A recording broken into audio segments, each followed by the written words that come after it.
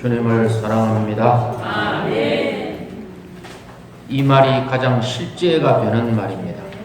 주여 당신을 사랑합니다. 아멘. 오늘 계시록 20장을 다 끝내고 싶은데 포인트만 딱딱하고 넘어가려고 합니다. 계시록 20장 5절 6절을 함께 읽어볼게요. 이것이 첫째 부활입니다.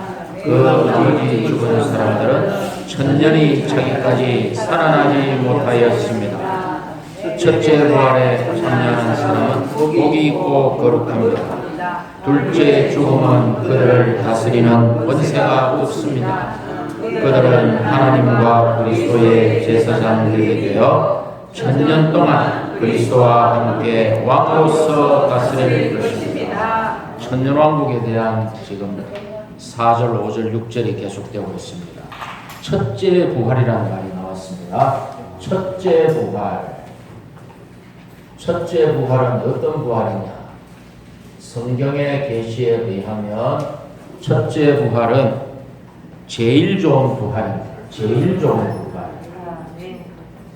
제일 좋은 부활. 이게 왜 그런가 하면은 글자가 잘 첫째라는 말이 프로토스 해가지고 헬라어로 프로토스 해가지고 그 시간에 있어서 첫 번째, 순서에 있어서 첫 번째, 그 지위와 질에 있어서 최고라는 뜻입니다. 무조건 최고 1번이고 최고 좋은 게 이 프로토스 첫째 부활이에요. 그래서 이거를 왜 제일 좋은 부활이라고 하느냐? 요 프로토스라는 말이 돌아온 탕자 비유 아시죠? 탕자가 거지꼴이 되어 돌아오니까 아버지가 뭐라 그럽니까? 그 제일 좋은 옷을 가져다 입혀라. 그 제일 좋은 옷. 첫째와 제일 좋은 옷이 같은 말이에요. 그래서 첫째 부활은 제일 좋은 부활이다. 최고 좋은 거면 말도 못하죠. 뭐 최고 좋은 거 상상이라 갑니까? 뭐 우리가 경험 안 해봤잖아요. 하여튼 최고 좋은 거예요. 두 번째, 뛰어난 부활입니다. 이것은 뛰어난 부활. 뛰어난 부활. 사도 바울이 빌립보서 3장 11절에서 내가 어떻게 해서든지 빌립보서 3장 11절에서 죽은 사람들 가운데서 뛰어난 부활에 이루고자 합니다. 이 뛰어난이 역시 프로토스죠. 뛰어난 부활에 이루고자 합니다.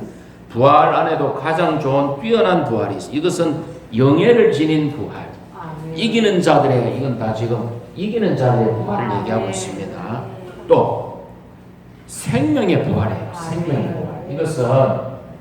이것은 뭐 이 헬라어가 같다는 의미가 아니고 이것도 헬라어는 요거는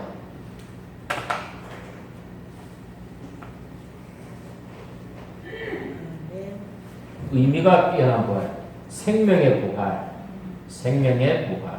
요한복음 5장 29절입니까? 요한복음 5장 29절 보면 이럽니다. 예수님이 선을 행한 사람은 생명의 부활이에요. 악을 행한 악을 일삼은 그 악을 반복해서 하는 사람 말이죠. 악이 직업인 사람, 악을 일삼은 사람들은 심판의 부활에 이를 것입니다. 이 사이에 천년왕국이 있다고 말씀드렸죠. 요거는 크고 힘보자의 심판이에요. 크고 힘보자에서 심판받기 위한 부활이에요. 요거는 믿는 이들의 부활이에요. 그러면 이제 의문이 생깁니다. 믿는 이들이 부활하면 패배한 믿는 이도 있고 패배한 믿는 이도 있고 이기는 믿는 이도 있는데 어떻게 해서 이 생명의 부활이 무조건 다 첫째 부활이냐? 이걸 어떻게 풀어가야 되느냐? 보십시오. 이기는 믿는 이는 당연히 이기는 이로서 천연왕국을 누리고 새 예루살렘으로 직행합니다. 맞습니까? 새 예루살렘. 패배한 믿는 이는 어떻게 됩니까? 천연왕국 동안에 온전케 되고 그 다음에 새 예루살렘으로 가는 거죠. 그러니까 결론은 뭡니까? 끝은 그냥 행복이야.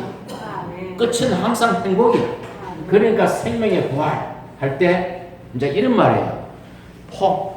포항은 대한민국이다. 말이 됩니까? 자, 그럼 거꾸로 대한민국은 포항이다. 말이 됩니까? 말이 안 되잖아요. 그러니까 생명의 부활은 범위가 넓어요. 그죠? 아, 네. 그러나 어쨌건 이 안에 첫째 부활이 포함되어 있다. 아, 네. 그 다음에는 보상의 부활. 보상의 부활. 보상의 부활. 요거는 누가복음에 보면 주님이 그럽니다. 가난한 자들을 접대해라. 그들이 그대에게 갚을 것이 없으므로 그대가 복을 받을 것인데, 왜냐하면 의인들이 부활할 때에 그대가 그 보답을 받을 것이기 때문이다. 맞죠? 그래서 여기 보상의 부활이라는 뜻이 있어요. 첫째 부활. 자, 그러면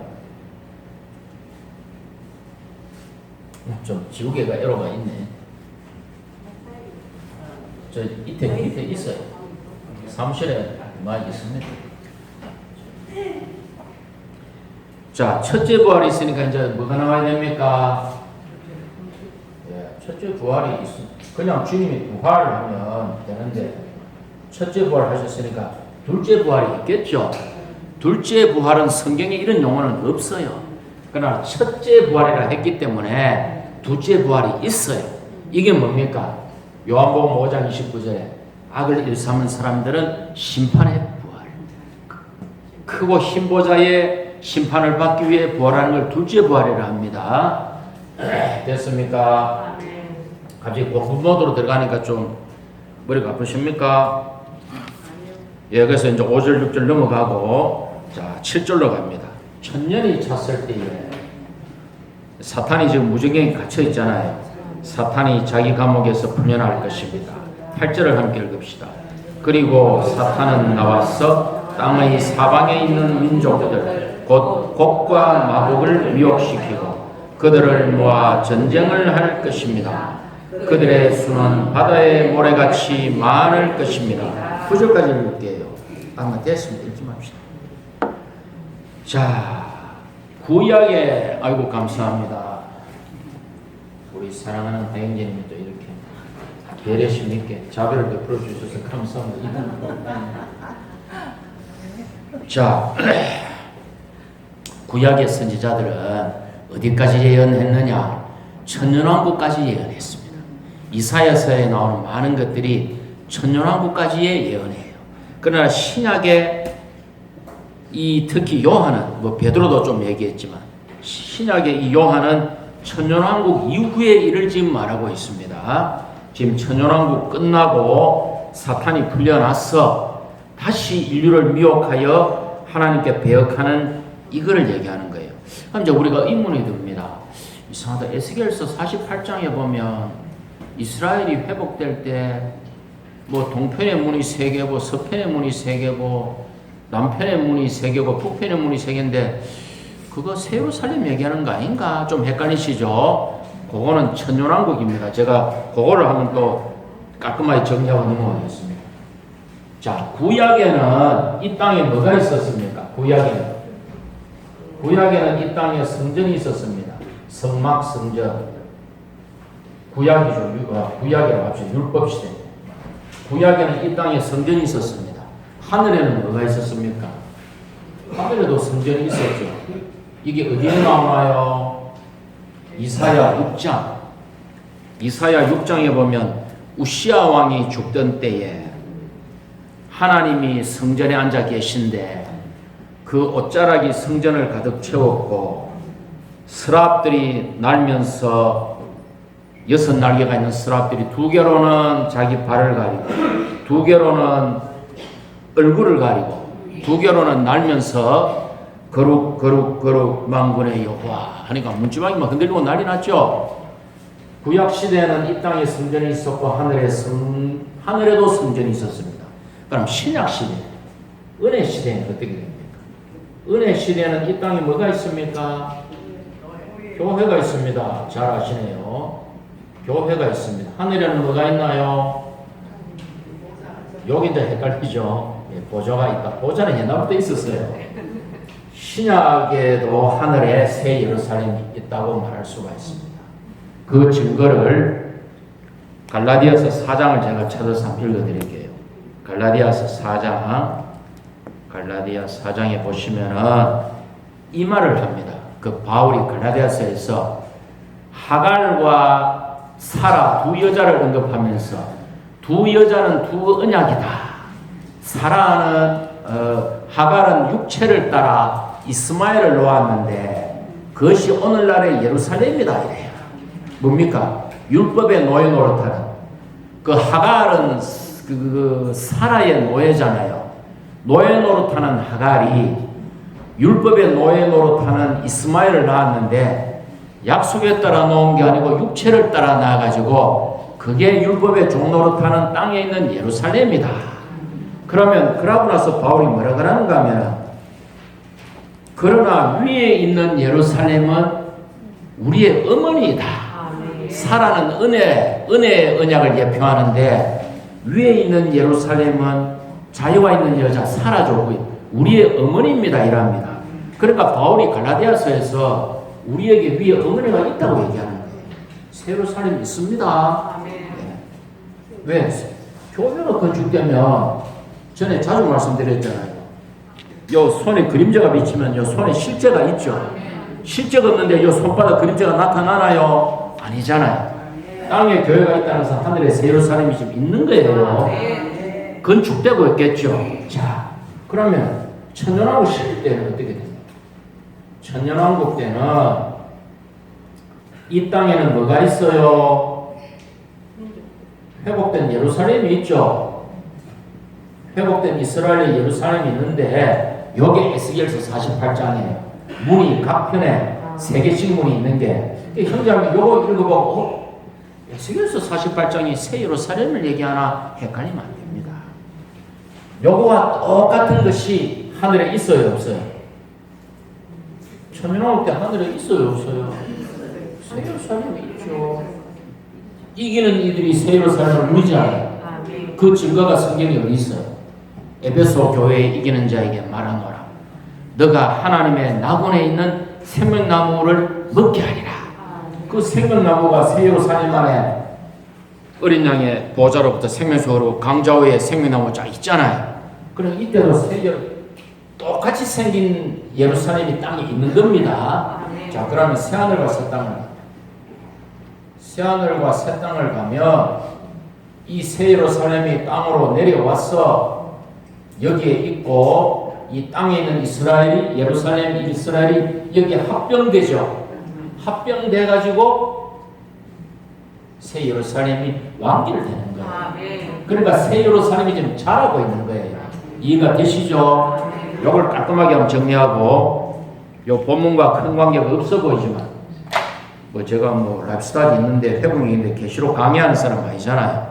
하나님의 경륜을 말하고자 하는 형제이기 때문에 요걸 한번 정리하는 것입니다. 그러고 이제 나머지는 읽어보시면 되니까 과감하게 건너뛰는 거죠. 곡과 마곡을 한번 봅시다. 곡과 마곡. 사탄이 이제 배역을 일으킬 때 천년왕국 이후에 새 예루살렘이 오기 전에 곡과 마곡을 미혹합니다. 사탄이 미혹하는 자니까 천년 동안 이 미혹하는 짓을 못했으니 이제 천년 동안 결박대가 무저갱에 앉아가지고 많은 것을 구상했겠죠. 미혹시키는데 곡과 마곡이 미혹됩니다. 곡과 마곡은 누구냐? 이상수행진이 말씀하여 러시아가 분평할 것이다. 왜? 에스겔서 39장 1절에 제가 읽어드릴게요. 너 사람의 아들아 곡을 겨냥해 예언하여라. 여호와가 이렇게 말한다고 곡에게 알려주어라. 로스와 메섹과 두발의 통치자인 고가 등등 내가 너를 돌려세우고 힘으로써 북쪽 끝에서 너를 데리고 올라가며 이스라엘의 산들 위로 끌어들이겠다. 자, 곡과 마곡이 이스라엘의 산들 위로 이스라엘을 멸하기 위해서 끌어들이는 사건이 사탄이 배갈 때 이때 일어난다 이 말이에요. 그러니까 왜 곡과 마곡이 러시아냐? 로스는 러시아죠. 메섹은 모스크바죠. 두발은 토볼스크입니다. 저 구글 지도 펴보니까 토볼스크가 있는가 하면은 여기 지금 흑해에서 막 우크라이나하고 전쟁 나죠. 러시아의 수도 모스크바가 여기 가까이 있어요. 그러니까 막 우크라이나가 러시아 수도를 모스크바를 때리는 거예요 지금. 요 지중해 흑해 모스크바가 여기 있고 쭉 가면 쭉 오른쪽으로 밑에 카자흐스탄 위에 이 위도상의 모스크보다 약간 높은데 토볼스크가 있습니다. 러시아에서 유명한 도시가 토볼스크가 요 두 발이 있어요 거기에. 그래서 이 지명을 볼 때 곡과 마곡은 러시아일 것이다. 그리고 학자들이 얘기하기를 그 아라비아에는 이런 얘기가 있대요. 아라비아인의 기록에는 곡과 마곡이 러시아 영토고 러시아 영토 밑에 몽고가 붙어 있잖아요. 러시아 영토와 이 러시아가 몽고와 국경을 접하고 독일과 국경을 접하고 있대요. 다 일치가 되는 것입니다. 지금 독일하고 직접 접하고 있지는 않지만 사실 그 유럽이 다 그 게르만 쪽이거든요. 그 서유럽이 접하고 있는 거예요. 그래서 곡과 마곡은 뭐 러시아가 분명하다. 뭐 참고로 하시고 넘어가고 10절로 가보면 자 10절을 읽어볼게요. 나머지는 해몽력 다 했으니까 그들을 미혹시키던 마귀는 불과 유황의 못에 던져졌는데 거기에는 짐승과 거짓 신언자도 있습니다. 그들은 영원히 밤낮으로 고통을 받을 것입니다. 자, 영원히 사탄이 불못에 들어가면 영원히 고통을 받는다는 것은 다시는 나올 수 없다. 무기징역. 불못에 들어가면 무기징역. 영원이니까 영원히 이제 재생의 기회가 없습니다. 사탄은 그때 깨달을 것입니다. 야, 이 하나님의 공의가 정말 무섭구나. 이걸 그때 깨달을 거예요. 우리도 하나님의 공의가 무섭지 않습니까? 이 하나님의 공의는 무서운 것입니다. 그 공의 앞에 설 자가 아무도 없습니다. 어린 양 예수의 피 외에는 설 자가 없어요. 그러니까 하나님의 공의가 무섭습니다. 사탄은 그때 그걸 깨닫게 되겠죠. 자, 밤낮으로 했으니까 밤낮은 뭐 때문에 생기나요? 밤낮은 뭐 때문에 생겨요? 해 때문에 생기죠. 해 때문에. 맞습니까? 내 말 맞나? 밤낮은 해 때문에 생기잖아요. 지구가 자전을 하니까 밤낮은 해 때문에 생깁니다. 그러면 새 예루살렘에 달마다 열매가 맺잖아요. 달은 뭐 때문에 생겨요? 달마다 열매를 맺힌다. 달은 뭐 때문에 생겨요? 달은 달 때문에 생기죠. 1월, 2월, 3월, 4월 달이 달 때문에 생기죠. 달이 지구를 한 바퀴 돌면 한 달 아닙니까? 태음력, 음력. 정말 초등학교 좋은 데 나오시네요. 밤낮이라는 것은 해가 있다는 증거고 달마다 실록을 맺히는 건 달이 있다는 증거니까 새하늘과 새 땅에 해와 달이 있다 없다? 있다. 그러나 새 예루살렘은 해와 달이 필요 없다. 있지만 필요 없다. 예. 그렇죠. 어린 양이 그 비치고 하나님의 영광이 비치고 어린 양이 그 등이단 말이에요. 새 예루살렘이 그 등이고. 예. 초등학교를 좋은 안 오셨나? 저는 초등학교 때 집이 가난해가 3번을 전학해가 잘 모르는데 이런 거 저보다 더 잘 모르시네. 어쨌건 그래서 사탄이 불못으로 던져집니다. 이때 인류 안에 있는 본성의 죄, 반역하는 본성은 일소됩니다. 왜 그렇습니까? 그 악의 근원이 불못에 들어갔잖아요. 그러면 우리가 삼일 하나님과 연결되어 있듯이 우리의 이 죄는 사탄과 연결되어 있거든요. 유기적으로. 그러니까 악한 일을 하고 해도 안 지치잖아요. 근데 그 근원이 불못에 들어가 있기 때문에 우리 안에 악의 근원이 일소됩니다. 그때는 원죄가 없어진다고 말해도 될 것 같아요. 우리 장인어른이 옛날에 아파서 병원 가 사진을 찍어보니까 옛날에 폐병 걸린 자국이 있더래요. 폐병 걸리다 그냥 나아버린 거야. 건강하신데 그 당시에는 폐병의 흔적이 있더래요. 그러니까 우리가 사탄이 불못에 들어가면 아마 죄의 본성은 거의 일소될 것입니다. 그리고 반역에 가담하는 천연왕국의 민족들은 새 예루살렘의 민족들이 되겠죠. 자, 그러면 이제 또 스피디하게 11절로 가겠습니다. 이때 되면은 하나님의 백성의 미성숙이 완전히 제해질 것입니다. 그죠? 저도 참 미성숙하다는 걸 제가 느낄 때가 많습니다.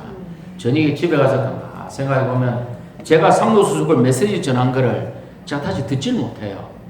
너무 부끄러워가지고 이 말은 또 실수한 것 같기도 하고 이 표현은 좀 천박한 것 같기도 하고 저녁에 가서 눈을 이래 감고 있으면은 이게 왜 그렇습니까? 미성숙한 거예요. 아직까지 미성숙하니까 말에 부족함이 있고 표현에 실수가 있고 미성숙한 거예요. 전에 지난주 말씀드렸잖아요. 물이 바다를 덮듯 여호와라는 지식이 여호와라는 지식이 땅에 가득하면 뭐 하는 게 다 그냥 자연스러워. 다 진리에 맞아. 뭐 아이가 독수리 사자굴에 아이가 독사굴에 손을 넣어도 안 물어. 왜 그렇습니까? 여호와라는 지식이 가득하니까 모든 게 자연스러운 거예요. 그러니까 우리가 이때가 되기 전에는 우리의 모든 미성숙이 해결될 것이다. 그때는 우리가 말하면 그게 진리야. 그냥 말 한마디 툭 하면 그게 열국들은 막 받아 적고 열국을 다 왕이 한마디가 받아 적고 난리나. 왜? 다 진리기 때문에. 이런 날을 우리 소망하지 않습니까? 우리 자매한테 제가 하는 특기, 제 주특기가 하나 있어요. 9번 잘하고 한 번만에 점수 다 까먹어버려요. 왜 그렇습니까? 미성숙해서 그런 거예요. 제가 참 잘하려고 노력하거든요. 근데 9번 잘하면 뭐합니까? 한 번만에 다 까먹어버려요. 미성숙해진 겁니다. 자, 1절로 갑시다. 11절. 또 나는 크고 흰 보좌와 거기에 앉으신 분을 보았습니다. 땅과 하늘이 그분 앞에서 달아나 버렸어. 그 자리조차 찾을 수가 없었습니다. 왜 큽니까? 모든 것을 심판하기 때문에 큽니다. 왜 힙니까? 하나님의 의의 원칙에 따라 심판하기 때문에 힙니다. 크고 흰 보좌 앞에 왜 흰 보좌 앞에 땅과 하늘이 달아나 버립니까? 그 크고 흰 보좌의 심판 앞에 옛 창조의 옛 하늘과 옛 땅이 설 수가 없어요. 견딜 수가 없어요. 그러니까 도망가 버리는 겁니다. 아시겠죠? 자, 12절로 갑시다.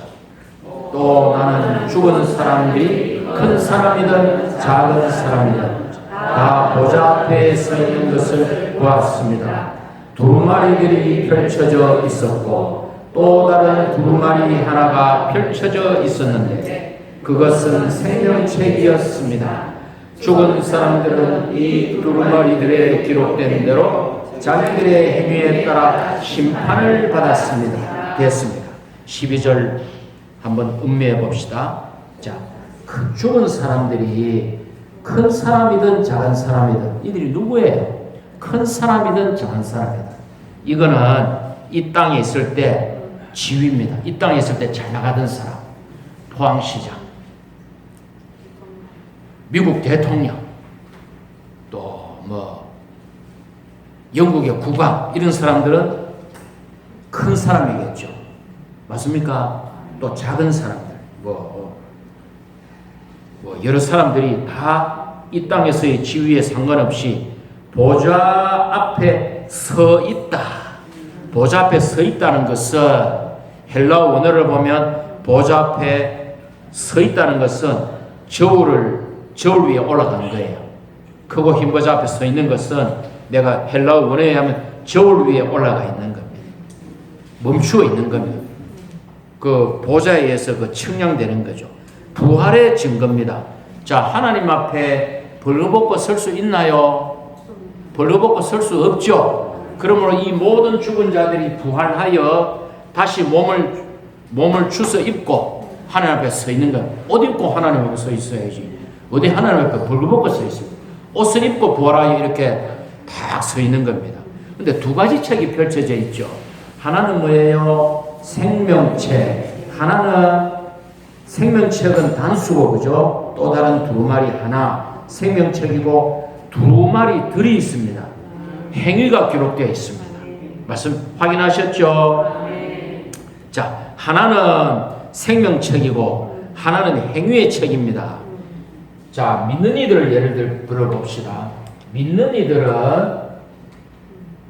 이는 첫째, 생명책에 이름이 기록되어 있죠. 아, 너는 믿는 이구나. 생명책에 이름이 기록되어 있네. 너는 믿는 이구나. 행위의 책을 보니까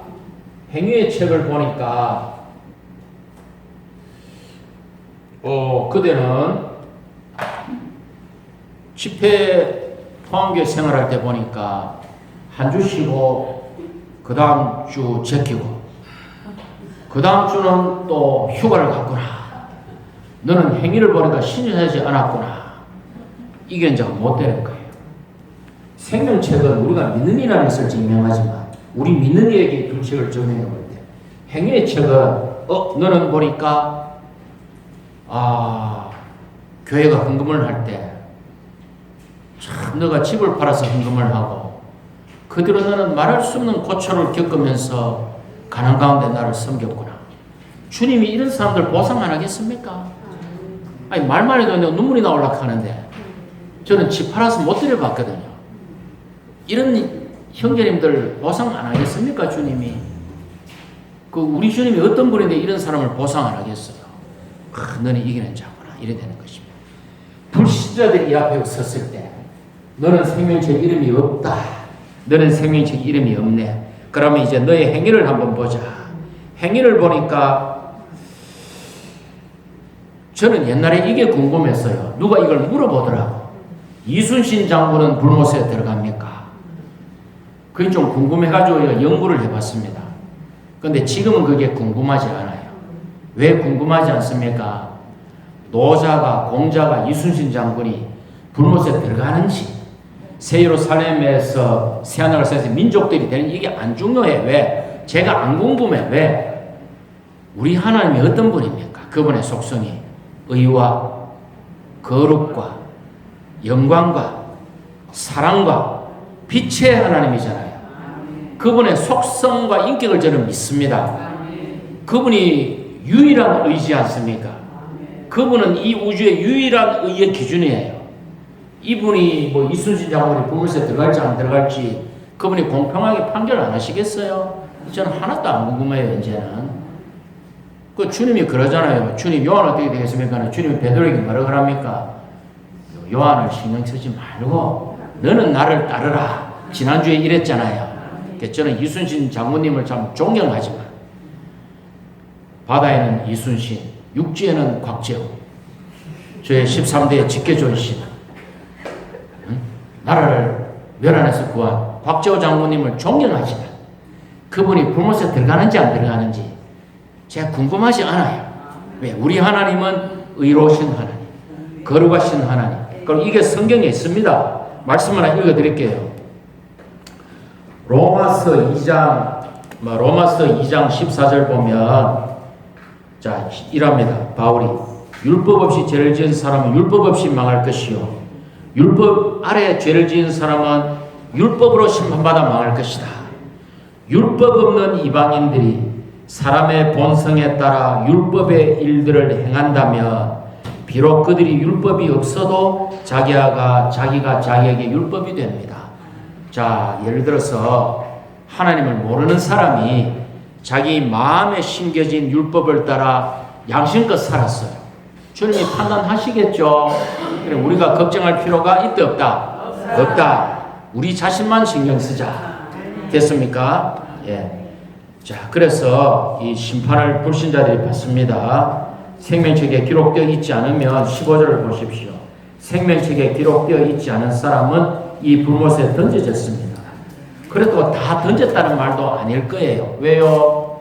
하나님이 딱 보고 네게 행위가 괜찮네. 너는 생명책에 어쩌면 행위가 괜찮네. 그러면 너는 새하늘과 새 땅에서 너는 민족들로 살게 해줄게 할지 우리가 잘 몰라요. 그거는 그죠? 그러나 어쨌건 생명책에 기록되어 있지 않는 사람들의 대다수가 불못에 던져지는 것은 성경에 기록되어 있다. 그러므로 오늘 두서없이 이렇게 하고 지금 이제 다음 주부터는 2주간 여름 훈련 집회를 하고 7월 말에는 형제자매들이 휴가가 많고 8월에는 대만에서 2팀이 오고 그래서 이 상록수 스쿨을 이제 다음 주부터 7월 8월을 쉽니다. 7월에 2주가 여름 훈련 집회고 그 7월 마지막 주에 형제자매들이 젊은 가정들이나 뭐 다 휴가가 많대요. 그리고 8월에는 대만에서 2팀이 옵니다. 포항에. 그 접대도 많고 덥고 힘들어서 7월, 8월은 상능수스쿨 여름 방학입니다. 예, 여름 방학이니까 예, 박수 치시네. 방학이라 하니까 예. 주일날 배워요. 예, 상능수 때는 못 뵙고 그래서 그렇게 해가지고 9월 달에 상능수스쿨은 개강을 합니다. 아멘. 여기까지 하도록 하겠습니다.